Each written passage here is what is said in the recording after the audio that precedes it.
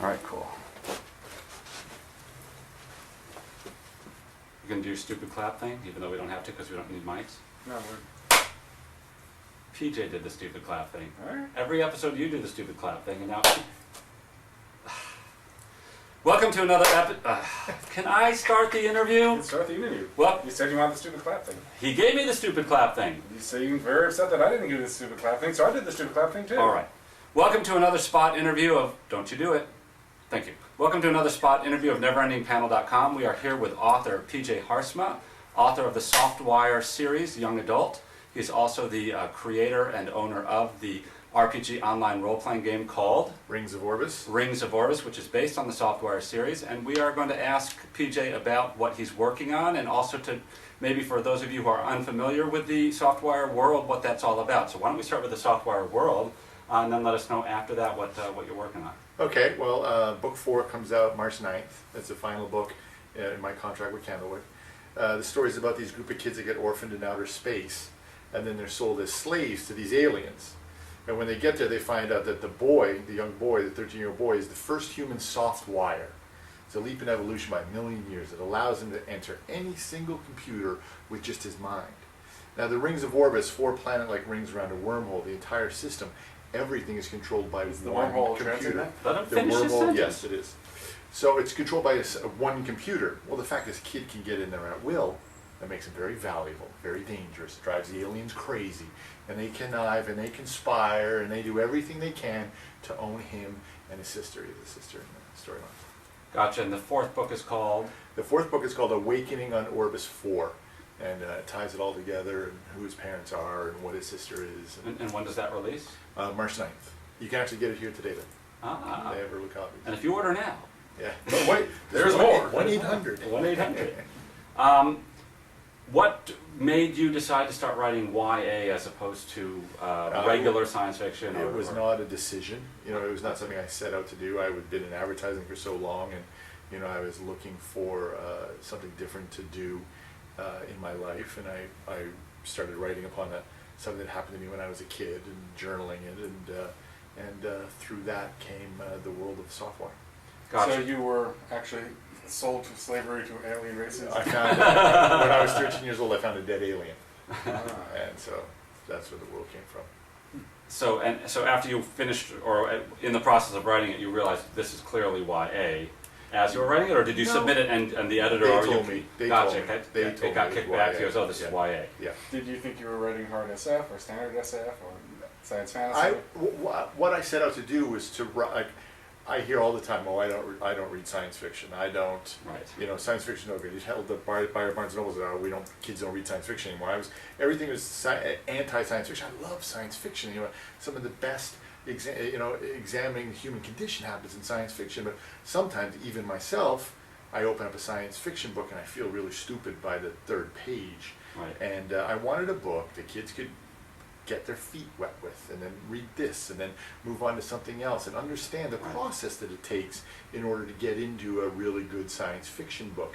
So that was my goal when I set out to write it, and then that's how I got into that whole YA market. Right. We by the way, also we didn't find out what type of science fiction writers we were until we got a note from our editor saying, you need to fix this because your planet's going to explode or whatever, and that wouldn't be acceptable in a hard science fiction book. Oh. And Which that's one how we discovered we were hard You're science right, fiction it's writers. science fiction. Yeah. So we saved series from Ultimate Explosion. Ultimate Explosion. Yeah, That we always spun it sucks. for Gravity, which we thought was really cool, and bore a hole through it. And we found out later that it was made of ice, and if you did that, it would just. Oh no, the outer surface is made of ice, but if you spin it fast enough to get a roughly 2/3 centrifugal gravity in the outer skin areas, It would. it will. Well, I have a degree in science, so I was very big on making sure the science worked or didn't work, so it could be up for discussion. If you don't know the rings, spin 25% of what they should spin in order to maintain their gravity. But I pushed all that to the back, brought the stories of the kids up front, Right. so that younger readers would get into the storyline and would not be overwhelmed with the science part, and it's worked. I get a lot of people that say, "Oh, I don't like science fiction, but I love your book." Fantastic. I understand that you are part of a charity organization. You want to tell us about that? Yeah, when I was out going around to schools, we'll go back to that. Okay. We'll, Rings of Orbis. Rings of Orbis. Well, we can cut out. We can. Yeah, we can cut that and then we can do the charity thing at Make the sure end. you got the editing down enough. Yeah. So then, What do you want to? it really won't be this. PJ, why don't you tell us about your Rings of Orbis online RPG game? The Rings of Orbis, which is something I'm really into right now, and I've started automatic games with my good friend and fellow writer Frank Bedore. And when we first started writing, we created websites because you're authors now. You got to have a website.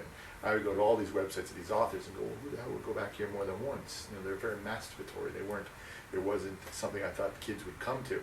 And from that thinking, we spawned this online alien society where people can sign up, be a character from the book, do everything they do in the book, in the game, and it's just evolved into this enormous alien society online. It's a lot of fun. And When you say enormous, what does that mean? Like, size, I've got kids playing from 25 different countries. oh my goodness. You can go on to the game, build your own spaceships. You can turn them into wormhole pirates. You can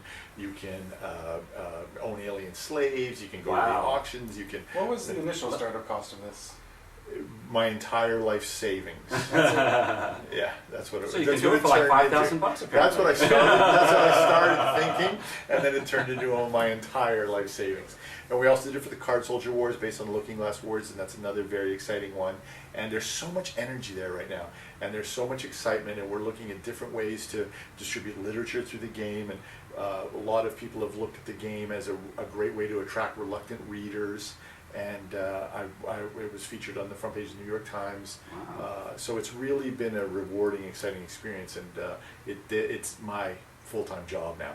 Why didn't you name it after the book series? The game takes place where the books take place. You're the villain in the game.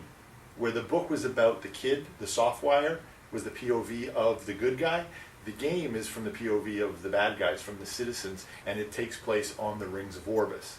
So that's how it came about, and I kept the Softwire.com for a site about the book, and then the game came out of where it is, because you basically can go to the different rings, you can go to the outer worlds. And the truth is, at this point, with the popularity that obviously the game has, it's working itself in reverse anyways. You're probably shooting a lot of people back to the Yes, Softwire series. Absolutely, because sometimes you want to unlock certain parts in the game. You want to open a wormhole pirate crate, or you want to get into the form rooms. You have to answer a question from the book.